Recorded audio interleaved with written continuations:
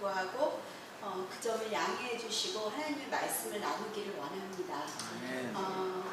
사실 이 말씀은 그 당시를 살았던 사람들에게는 오늘 우리가 생각하는 것처럼 그리 추상적인 그런 말씀은 아니었을 것입니다. 왜냐하면 바울이 여기에서 궁극적으로 말씀하시고자 하는 것은 그들이 하나님의 교회란 하나님의 은혜로 구원을 받았기 때문에 이미 구별된 자들이 아닙니까? 그리고 그 주위의 모든 종교는 재물이란 죽여서 드려지는 것인데 예수 그리스도를 믿는 교회는 이미 예수 그리스도께서 십자가를 통하여 우리를 구원하셨다는 것을 믿기 때문에 너희가 죽음으로써 무엇인가를 신에게 보여주려 하지 말고 너희는 산 제물이 되라고 하셨습니다. 그리고 바로 이것이 그들이 드려야 하는 영적 예배였던 것입니다. 그래서 어떻게 보면 그 당시에 드려졌던 여러 가지 형태의 예배들에 대해서 바울은 아주 간결하게 정리를 합니다. 그런 식으로 믿지 않는 자들, 그런 식으로 로마 제국에 있는 각 인종들과 각 예배의 절차대로 예배를 드리는 것이 아니라 너희의 예배는 달라야 한다. 그리고 너희가 드릴 예배는 그 당시 예배의 풍습들을 살펴보면은 성적으로 행하여지는 일들도 많았고요. 그 다음에 여러분도 어쩌면 영화나 이런 것에서 보셨을지도 모르겠습니다. 한국에서 드리는 제사는 조선시대 때 유교 문화에 접하면서 굉장히 남자 중심적이고 질서 있는 그런 행사처럼 그런 전례로 드려집니다. 그런데 그 전에를 생각해 보시거나 아니면 지금도 많은 민족들이 드리는 예배 형태를 보시면 피흘림이 있고 거기에 아우성침이 있고 굉장히 우리가 객관적으로 봤을 때 정신없고 무엇인가 고결하고 순결하기보다는 굉장히 혼란스러운 상태가 상당히 많이 반영이 됩니다. 그래서 바울은 이러한 모든 것들을 정리하면서 너희가 드릴 예배는 그런 예배가 아니라고 말하는 것입니다. 그러면 바울이 그러면서 하는 말이 이 세례를 본받지 말고 오직 마음을 새롭게 하여, 왜? 그리스도를 믿는 사람들은 성령이 임하셨기 때문에 새로운 마음의 질서가 생기고 새로운 비전을 가지고 새로운 목표를 가지고 살아가기 때문에 그런 변화를 통해서 하나님의 선하시고 기쁘신 뜻이 무엇인지 온전히 분별하라 했습니다. 하나님의 선하시고 기쁘신 뜻은 그래서 예배와 저희가 드리는 영적으로 드리는 산 제물로 드려지는 예배와 밀접한 관계를 가지고 있다는 것을 알 수 있습니다. 그래서 어떻게 보면은 여기에 메시지는 두세 가지로 나눠볼 수 있는데 그 중에 어쩌면 결론적인 메시지는 하나님의 뜻을, 신의 뜻을 분별하기 위해서 얼마나 많은 종교에서 선지자들을 내세우고 또 제사장들을 내세우고 또 한국식으로 보자면은 점을 치는 사람들이 있고 무당들이 있고 얼마나 많은 이들이 신의 부르심을 받았다고 하면서 자칭하면서 얼마나 많은 행위들을 하고 얼마나 많은 제물들을 요구합니까? 그러나 사도 바울은 여기에서 그 당시에 한국에 지금 아직도 행해지고 있는 풍습은 옛날 고전시대부터 내려오는 풍습들이기 때문에 이러한 풍습들이 형태는 조금씩 달라도 그 당시에 로마에서도 있었던 것으로 저희가 알고 있습니다. 그래서 사도 바울은 그렇게 말합니다. 그렇게 해서 신의 뜻을 구별하는 것이 아니다. 너희가 그리스도로 인하여 죄사함을 받은 자답게 하나님을 진실로 구별되어서 예배드리면 그러면 하나님의 선하시고 기뻐하시는 그 뜻이 무엇인지를 당연히 알게 될 것이라는 것입니다. 그래서 메시지는 간단합니다. 그러나 오늘 저희가 이미 알고 있는 이 메시지에 제가 기도하던 바 하나님께서 가르쳐 주심이 있다면 저희가 한두 가지를 살펴보기를 원합니다. 그 중에 특별히 제가 살펴보고자 하는 것은 왜 바울은 여러 가지 표현이 있는데 너희의 몸을 산 제물로 드리라고 하였을까? 그것을 통해서 이 두 구조를 재조명해 보기를 원합니다. 사실 제사를 드린다, 제물을 바친다. 저는 한국의 유교적인 제사에 대해서는 잘 모릅니다. 왜냐하면 일찍 예수님을 영접한 집안에서 자랐기 때문에 제사가 이렇게 몸소 체험되어지는 경험은 없었습니다. 그래서 저는 제사, 제물 그러면 어떤 유교적 행사보다는 심청이 이야기가 기억이 납니다. 네, 신봉사가 있고 심청이가 있었죠. 근데 그런 이야기는 지구상에서 어디에 가나 찾아볼 수 있습니다. 바로 왜냐하면 모든 인간은 이 인류학적으로 따져보면 인간이 가지고 있는 두 가지 공통점이 있다고 합니다. 하나는 무엇인가가 우리가 스스로 깨끗하지 못하다는 자의식을 가지고 있습니다. 그래서 인간은 뭔가 잘 안 될 때, 비가 오지 않을 때, 비가 너무 많이 왔을 때, 아니면 자녀를 생산해야 되겠는데 자식이 없을 때, 일이 제대로 풀리지 않을 때 인간은 신에게 무엇인가를 바치기를 원합니다. 그런데 그 바치는 재물은 결코 이 세상에서 볼 때 쓸데없는 것이 되어서는 안 된다는 그 두 가지를 알고 있습니다. 첫째는 우리는 무엇인가 잘못되어 있기 때문에 우리 자신을 스스로 신에게 바쳐봤자 아무 소용없고, 둘째로 쓸데없는 것을 바쳐서는 효력이 나타나지 않습니다. 그래서 인간이 주로 바치는 재물들이 가령 처녀, 어린아이, 순결성을 대표하고 무엇인가 깨끗한 것 같은, 아니면 새벽에 일어나서 깨끗한 물이라도 신에게 바치고자 하는 것입니다. 재물은 희생입니다. 그래서 오늘날 우리 한국을 사는 사람들에게는 여러분이 뭐 토속신앙을 가지시고 무당을 찾아가거나 그렇다면 혹시 이런 습관을 아직도 이런 관습이 행해지는 것을 보실 수 있을지도 모르겠습니다만은, 가령 네팔을 간다거나 인도를 간다거나 하면은 동물을 죽여서 피를 흘리게 하는 제사 습관이 아직도 무슬림 국가에도 그렇고 많이 남아 있습니다. 그래서 사실은 제물하면 우리가 그 당시의 사람들이 가장 먼저 머리에 떠올렸던 것은 피입니다. 그 다음에 그들에게 상기되었던 것은 아마도 피비린내일 것입니다. 저는 선교를 많이 다니면서 가장 역겹고 힘든 것이, 저는 사실은 고기를 먹기는 잘 먹는데 그 정육점 냄새가 너무 괴롭습니다. 네, 그게 비위가 좀 저는 상하더라고요. 먹기는 굉장히 잘 먹어요, 고기를. 그런데 생 고기를 냄새 맡는다는 것은, 그것은 좀 비위가 상하더라고요. 그런데 이러한 피비린내 나는 제사를 지내는 곳을 갈 때마다 또 거기에다가 그 피가 있는 그 살집을 태운다는 그 냄새는 정말 먼 데서까지 맡을 수 있습니다. 바로 그 처참한 광경입니다. 그래서 이 로마서를 읽는 그 당시의 사람들은 아마 바울이 산 제물로 하나님께 자신을 드리라고 했을 때 자신들의 과거에 제사 지내던 풍습을 생각했을 것입니다. 그리고는 그들이 나는 이제 그러한 제사에 참여하지 않아도 되는구나.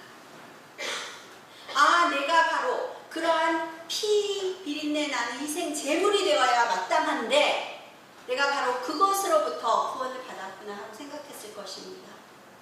오늘날 우리는 이 구절을 읽으면서 제가 신학교 학생들에게 물어봅니다. 그럼 당신이 생각하는, 당신이 하나님께 제물로 드려진다는 실질적인 의미는 무엇이 있다고 봅니까? 신학생들은 자랑스럽게 줄곧 말합니다.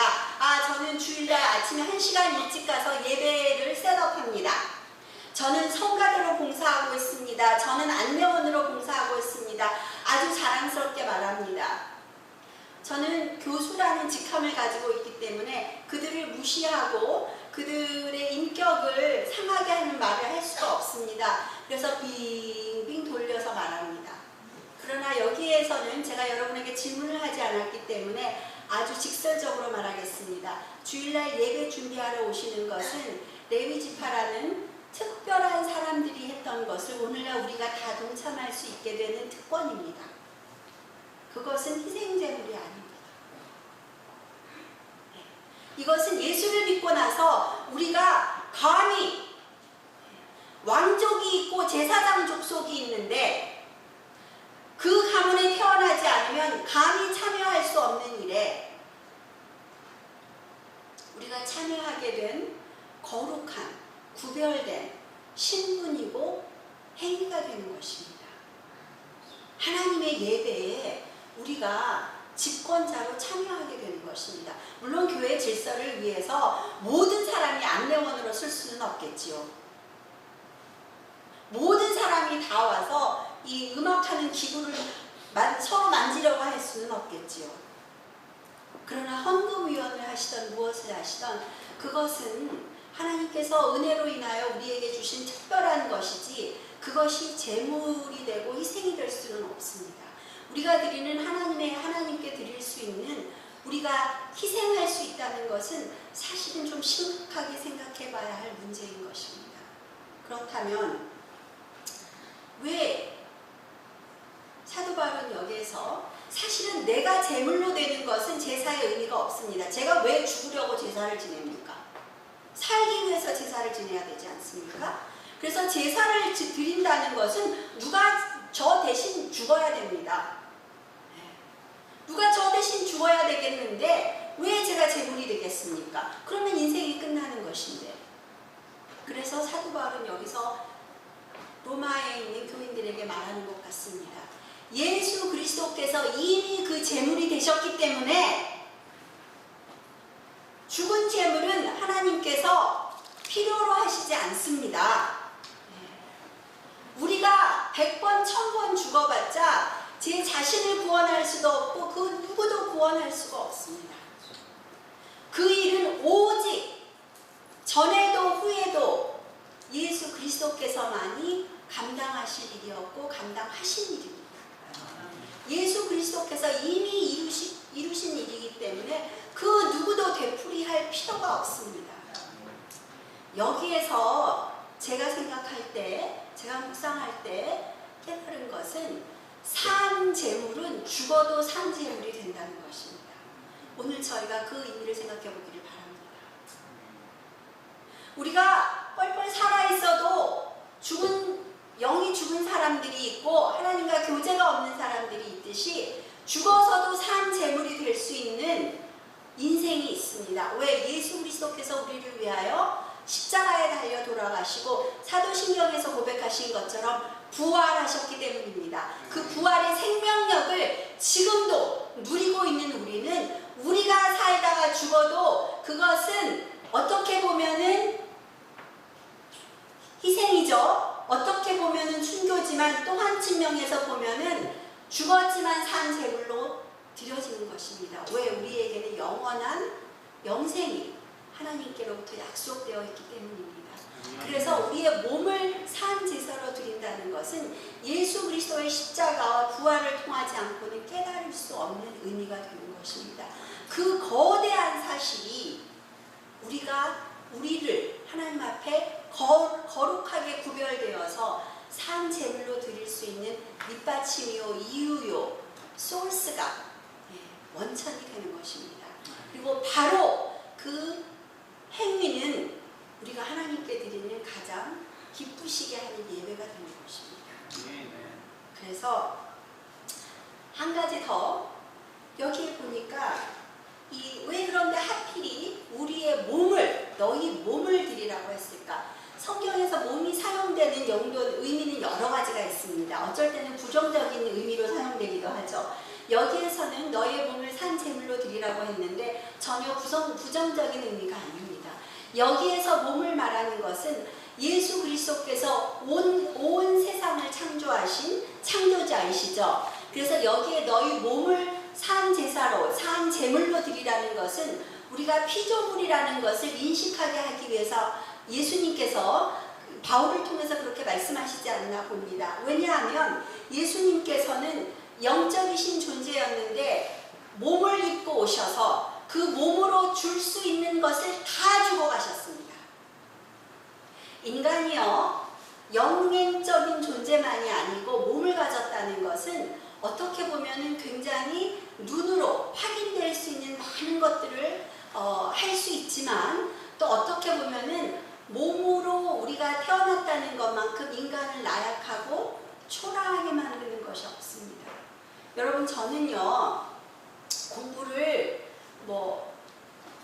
지금도 사실 교수라는 직함을 가지고 있기 때문에 제가 학교를 좀 일찍 갔습니다. 엄마가 너무 많이 편찮으셔서 돌아가실 확률이 너무 높았기 때문에 아빠는 엄마를 살리기 위해서 여러 가지 방법을 찾아다니셨고 저는 고모에게 맡겨졌습니다. 그 당시 선생님이셨던 고모는 저를 그냥 1학년 반에 두고 고모의 일을 하러 가셨습니다. 다른 학년을 가르치러 가셨습니다. 왜냐하면 집에서 누가 봐준다고 해도 그게 뭐 그렇게 그 당시에는 뭐 유치원이 막 있었던 것도 아니고요. 유치원이 흔하지는 않았습니다. 네, 제가 나이가 좀 들었거든요. 그래서 제가 학교를 굉장히 일찍 갔습니다. 평생 학교에 있었다고 말해도 과언이 아닐 것입니다. 근데 이렇게 지식적으로 많이 배웠고 성경을 전문적으로 배웠는데 제가 선교지에서 가장 어려운 것 중에 하나가 뭔 줄 아십니까? 첫째는 화장실, 둘째는 잠자리, 셋째는 먹는 거. 이 육신 때문에 그렇습니다. 화장실을 자주 가지 않기 위해서 물을 마시지 않아가지고 현지에서 탈수증으로 쓰러진 적도 몇 번 있고 집에 돌아오자마자 안 먹고 안 마셔가지고 영양실 병원에 무슨 큰일 난 줄 알고 병원에 응급실에 갔더니 영양실조라고 그러더라고요. 그건 희생한 게 아닙니다. 엄청 부끄럽고 창피한 일입니다. 이 혀가 얼마나 간사한지. 제 코의 능력을 이기지 못해서 화장실을 못 가는 겁니다.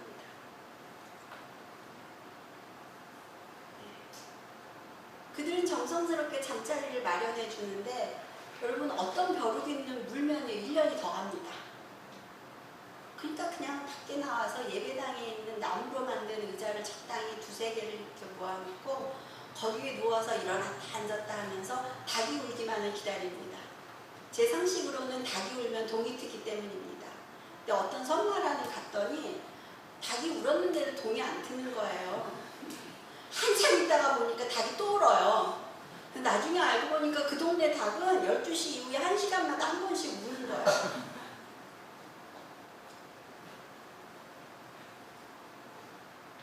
사람이 몸을 가졌다는 것이 그런 것을 의미하기도 합니다.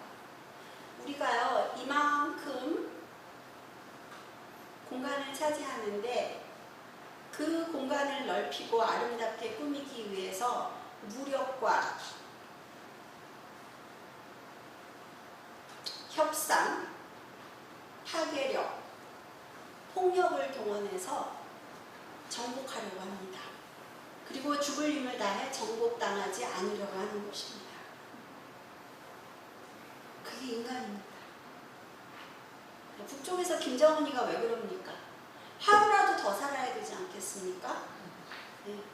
왜 주는 쌀이 없다고 구걸하길래 쌀을 준다 그랬더니 왜 현금으로 달라고 합니까? 네. 그가 유지해야 되는 생활 습관이 있지 않습니까? 저는 몸을 하등시하려고 하는 것이 아닙니다. 부활이 있다는 것은, 그리고 예수님께서 부활하셨다는 것은, 이것은 피조물에 대해서는 그 더할 나위 없는 하나님이 우리를 사랑하셨다는 것을 입증하는 방법입니다. 성육신을 입고 오신 것도 너무 과한데 죽음의 영역에 들어가셔서 죽음을 무찌르시고 죽음을 죽게 하는 것도 우리로서는 감당치 못할 일인데, 부활하심으로써 영원히 육신을 가지고 계시겠다는 그 예수님, 하나님이신 그분, 우리의 몸이 귀합니다. 그럼에도 불구하고 여러분, 몸이 다가 아닙니다. 그러나 우리가 이 몸을 위해서 사실은 하는 일이 평생 이 목숨을 부지하기 위해서, 이 몸을 위해서, 몸을 편하게 하기 위해서, 기왕이면 비즈니스 클래스고, 기왕이면 퍼스트 클래스고, 기왕이면 넓은 집이고, 기왕이면 깨끗한 집이고, 기왕이면 가죽 소파고, 기왕이면 이렇게 살아가게 되는 것입니다.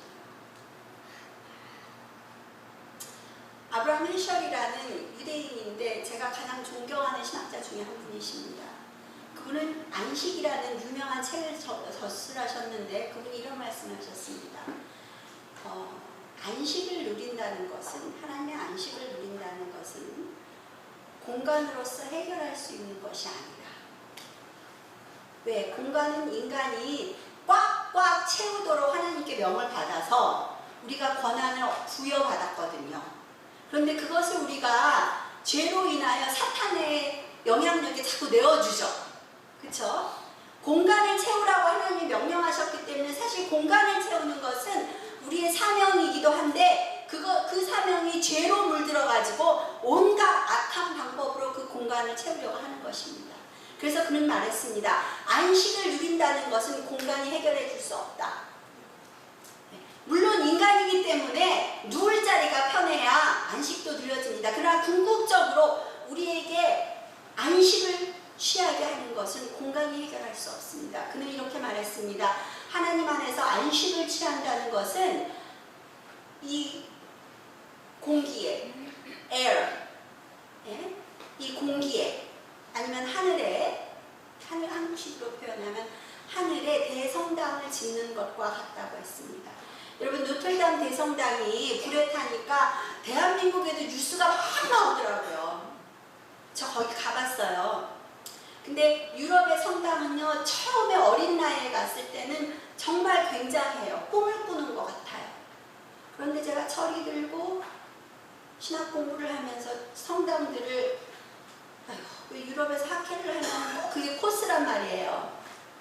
성당은요, 인간의 지식과 인간의 창조력과 인간의 노력이 이루어낸 대단한 건물로 보자면 정말 인간의 재주의 극치입니다. 그러나 그 성당을 짓기 위해서 너무 많은 이들이 피를 흘렸고 땀을 흘렸고 너무 많은 식민지에서 저희 같은 사람들이, 아프리카 사람들이 희생을 치러야 했습니다. 폭력적인 억압을 받아야 했습니다. 그래서 사실은 그렇게 얻은 재물로 그러한 대성당을 아름답게 건축하고 꾸며든 하나님께서 그 성당에서 드려지는 예배를 정말 기뻐하셨을까? 저는 그런 생각을 하게 되었습니다. 여러분, 교회는요, 교회에 예수 그리스도께서 우리에게 말씀하신 교회의 가장 본질은 우리입니다. 우리가 그리스도의 지체이고 우리가 교회입니다.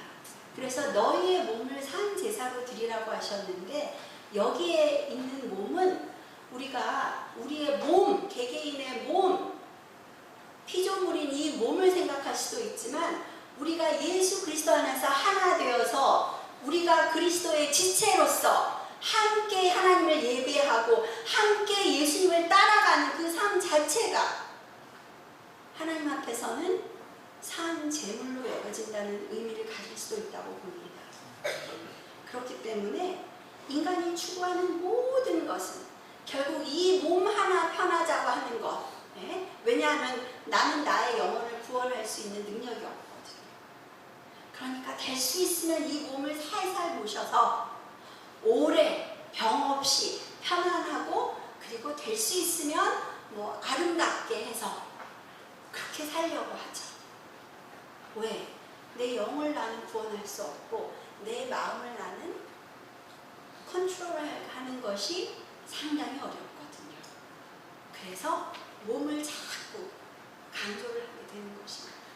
그러나 하나님 안에서 안식을 취한다는 것은 아브라함 헤셜의 말에 의하면 이 공중에 대성당을 짓는 것과 같다 그랬습니다. 그건 무엇입니까?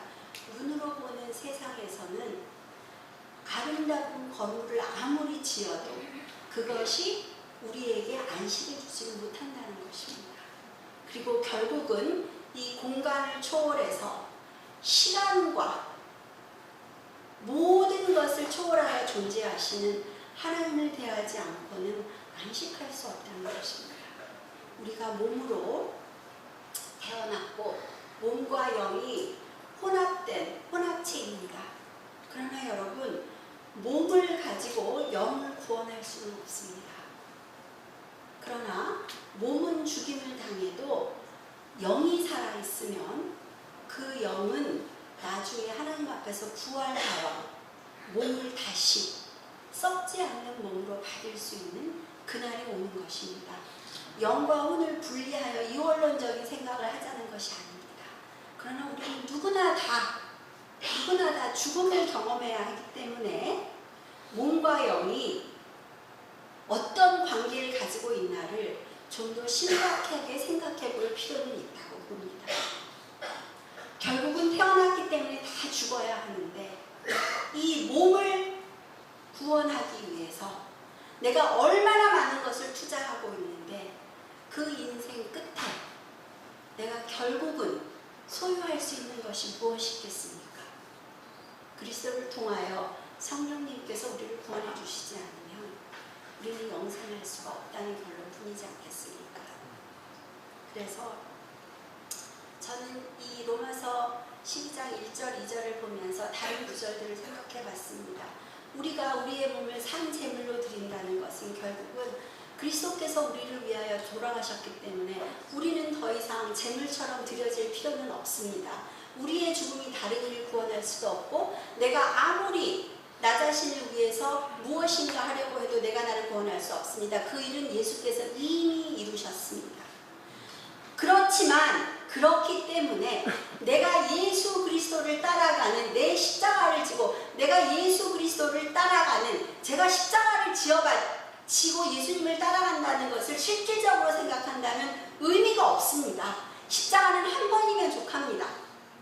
그러나 그것은 상징적인 의미를 가지고 있다고 봅니다. 예수 그리스도께서 십자가의 무게를 감당하시고 우리의 죄를 위하여 사시고 돌아가시고 부활하셨던 것처럼 우리도 예수 그리스도께서 주신 선교의 전도의 사명의 무게를 가지고 예수 그리스도의 발자취를 따라가면 그리스도가 하셨던 것처럼 그렇게 모양 내면서 그렇게 따라가면서 그렇게 좀 속된 말로 흉내내면서 살아가면 그러면 우리의 삶도 감히 하나님 앞에 제물처럼 드려지는 가치를 얻게 된다는 것이 아닌가 봅니다. 그래서 너희의 십자가를 지고 날마다 누가는 예수님을 따라가라고 하셨습니다. 그것은 이 세상은 예수님이 이미 구원하셨으나 우리의 전도와 우리의 선교를 통하여 그들이 복음을 들어야 하고 하나님의 사랑을 피부로 직접 느껴야 하는 그 무게감을 우리에게 임명하셨습니다. 우리에게 위임하셨습니다. 그리고 그것은 예수 그리스도께서 우리를 인도하심에 따라서 그 무게의 힘에 짓눌려서 우리가 죽지 않게 하시기 위해서 성령께서 우리에게 능력으로 함께 하셔서 그 무게의 힘을 견디고도 남음이 있도록 감당하고도 남음이 있도록 그뿐 아니라 성령의 열매, 기쁨의 감사함의 열매를 맺으며 그 삶을 살 수 있도록 우리의 인격을, 우리의 삶의 목표를, 우리의 모든 것을 변화시켜 버리신 것입니다. 그래서 우리가 산제물이 될 수 있습니다. 왜? 우리는 살아서 이미 부활의 영광에 동참하게 되어 있고 죽어도 예수께서 마지막에 오셔서 부활의 영광을 온 믿는 이들에게 나타나게 하실 때 그날 우리는 실질적으로 부활을 하여 새 몸을 얻게 될 것이기 때문입니다. 우리의 몸을 산 제사로 드려야 하겠습니다. 우리가 마지막으로 말씀드리겠습니다. 정신력으로도 한계를 느끼고 하는 예수님을 따라가다 보면 육체적으로도 한계를 느낍니다. 육이 많이 육체적으로 힘들면 정신적으로도 힘들어집니다. 네. 정신적으로 많이 힘들면 육신도 상하게 됩니다. 성경을 보면은요, 우울증에 진단을 내려도 될 만한 사람들이 종종 나옵니다. 모세가 그랬습니다. 40년 동안 광야에서 생활하고 얼마나 이 사람이 둔하고 얼마나 이 사람이 무감각했냐면은요, 저기에서 타지 않는 떨기나무가 계속 불이 나고 있는데 그 책에 느껴지는 감정을 한번 느껴보시면은 어머! 저기 이상한 게 있네? 빨리 달려가는 게 아닙니다. 그냥 보고 있다가 없어지지 않는구먼 하고 천천히 가서 본 그런 것이 그래서 느껴집니다. 왜? 그는 자기가 태어나서부터 엄마에게, 누나에게 귀가 아프도록 들었던 사명이 있었는데 그거에 실패했습니다. 자기 민족에게도 배신당했고 자기를 키워준 이집트 왕국에게도, 애굽에게도 배신당했습니다. 그리고 평생 화롭게 살고 아름다운 것들만, 냄새 좋은 것들만 접했던 그가 양치는 사람의 딸을 맞이했습니다. 체격도 남달랐을 것이고 짐승들의 냄새와 함께 살아야 했을 것이고 애굽에 있었던 화려했던 궁궐과는 전혀 다른 곳에서 살아야 했을 것입니다. 하나님은 믿는 사람들이 이렇게 정신적으로 육체적으로 한계를 느끼게도 허락하십니다. 그리고 우리의 한계를 느꼈을 때 오직 하나님만이 부어주실 수 있는 것을 그것으로 공급해 주시기도 합니다. 하박국이 하나님 앞에 불평을 했습니다. 하나님, 이 나라가 이렇게 되어서는 안 되겠습니다. 지도자들은 다 타락했고 제대로 되는 것이 없습니다. 백성들이 하나님의 말씀을 쫓아가지 않습니다. 한참 불평을 했습니다. 하나님 뭐 하시는 겁니까? 하나님 주무시는 겁니까? 하나님 왜 이것을 바로잡지 않으십니까? 불평을 했더니 하나님이 바로잡겠다 하십니다. 하박국의 귀가 쫑긋해졌습니다. 그런데 하나님이 바로잡겠다는 그 방법이 하박국으로서는 상상을 초월하는 방법이었고 일어날 수 없는 일이었습니다. 왜? 바벨론을 통해서 하나님이 이스라엘을 각성시키시겠다는 겁니다. 아니, 하나님, 우리 민족이 아무리 하나님 앞에 죄를 지었던지 하물며 바벨론만큼 우리가 하나님 앞에 악할 수가 있겠습니까? 이건 아니지요, 하나님. 예수님께서 메시아 되심을 믿음으로 고백했더니 예수님께서 그 메시아의 의미가 십자가라고 말하니까 베드로가 예수님 그건 아니지요. 우리가 가지고 있었던 메시아에 대한 그림은 이건 아닙니다.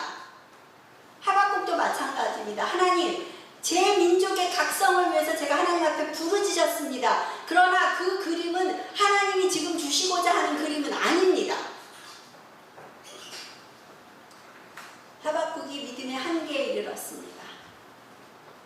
번민했습니다. 그랬는데 갑자기 그가 말합니다. 여호와 하나님이 The Lord your God is 거룩한 산에 계시니, 죄송합니다. 제가 이걸 영어로 외워가지고 너희는 잠잠하라 했습니다. 그리고 하나님을 예배하라 했습니다. 하박국이 무슨 말씀을 어떻게 들었는지 우리에게 구체적으로 말해주지는 않았습니다. 그런데 그가 나중에 신앙 고백을 하는데 뭐라고 하십니까? 내 주위에 모든 사인이 재앙의 사인이 된다 할지라도 무화과 나무에는 과실이 없습니다. 외양간에는 소가 없습니다. 내가 이스라엘이 망하는 것이 내 눈앞에 펼쳐진다 할지라도 믿음으로 인하여 의롭게 여김을 받은 자는 살 것이라 그랬습니다.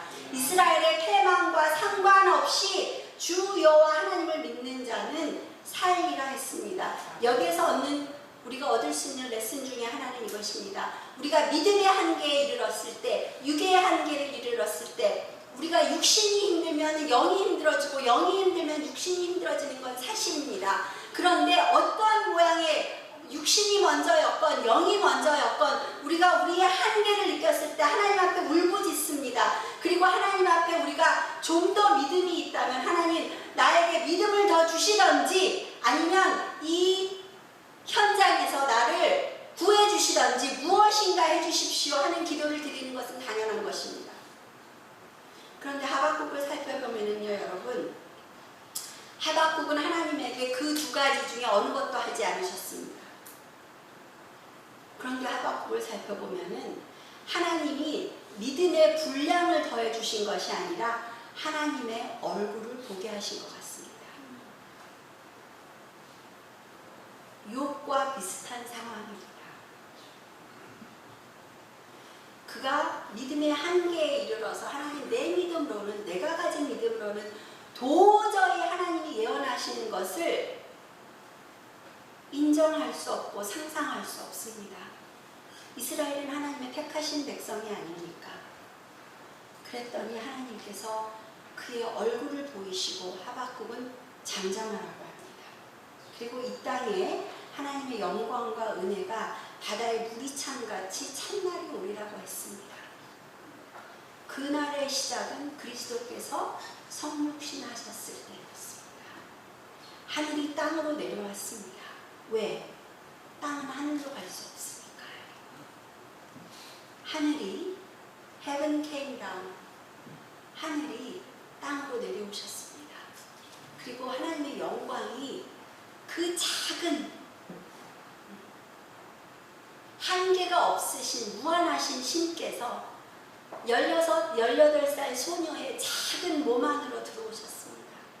그리고 그곳에 거하셨습니다. 그리고 그 몸을 누가는 하나님의 영광이 그 위에 임하였다고 하였습니다. 그 역설적인 사실을 통해서 하나님은 인간만이 아니라 온 피조물을 구원하셨습니다.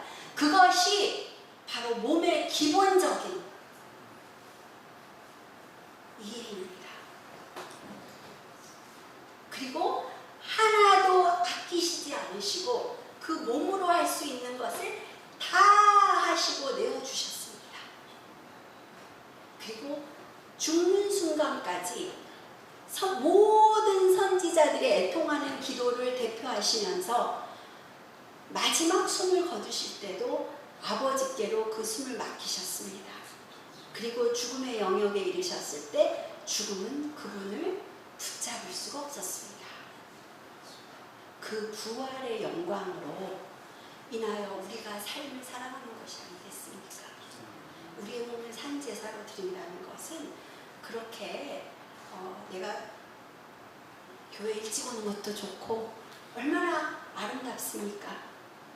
그런데 여러분 기왕이면 더 심오한 의미를 깨달아서 더 깊은 곳에서 하나님을 만나고 더 깊이 사모하고 더 의미 있게 여러분의 삶의 가치를 드리고 확인받고 싶지 않으십니까? 이 세상에서는요 예배의 유행이 많습니다.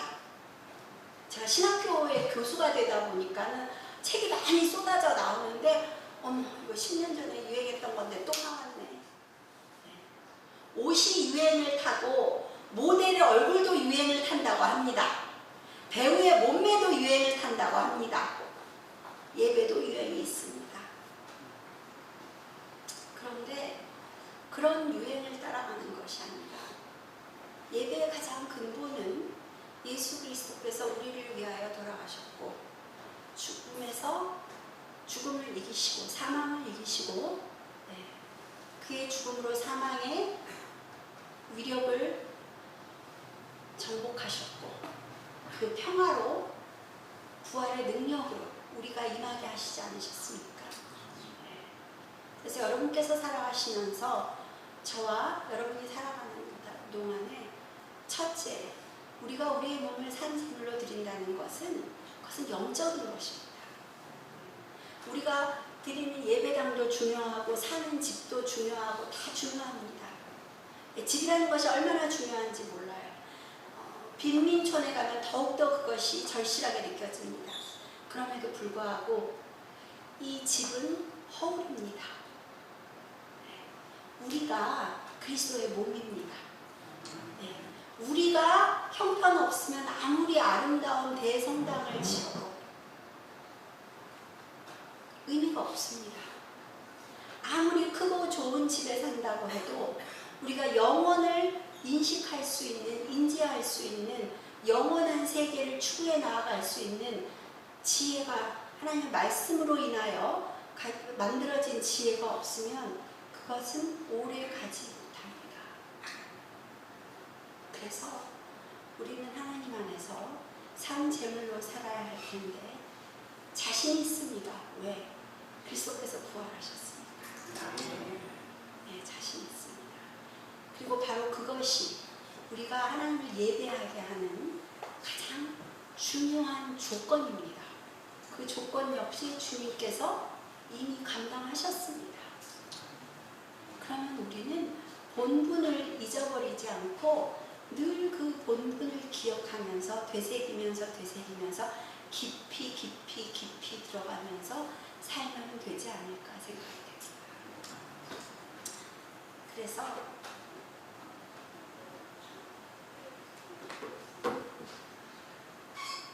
바울은 다른 곳에서 이렇게 말했습니다. 여기서는 산 제물로 너희를 드리라고 하셨는데 그가 개인의 삶에 대해서는 이렇게 말씀하셨습니다. 내가 사는 것이 그리스도시고 그리스도고 죽는 것도 유익하다고 했습니다. 왜 죽는 게 유익합니까? 부활을 믿었기 때문입니다. 근데 산다는 것은 동사를 필요로 하지 않았습니다. 그냥 사는 것은 그리스도입니다. 여기를 찔러도 그리스도, 저기를 찔러도 그리스도. 예수 그리스도라는 그 목표와 예수 그리스도라는 그 통로, 예수 그리스도라는 그 비전, 거기에서 한치의 한 올의 흐트러짐도 용납하지 않았습니다. 그 열정으로 가득 차서 그는 살았습니다. 그래서 우리가 그를 본받을 만하다고 봅니다. 우리의 몸을 산제사로 드린다는 것 쉽지는 않을 것입니다. 그러나 성령 안에서 이미 예수 그리스도께서 이루신 것을 믿는 믿음으로 한다면 능히 감당하고도 남음이 있지 않을까 생각합니다.